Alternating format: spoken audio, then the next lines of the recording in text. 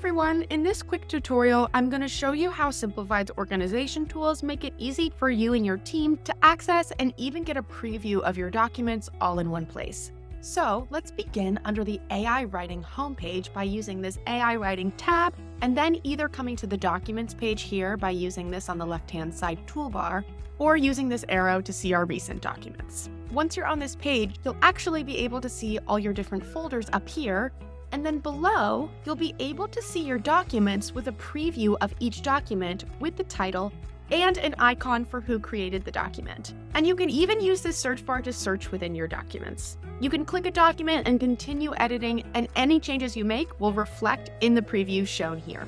Don't forget that you can use all of our other organization tools such as naming your documents, creating folders, using team spaces, and more. Thanks for watching, guys. We'd love to hear from you in the comments, and do check out those other tutorials to see how Simplified's organization tools can help you every step of the way. See you there.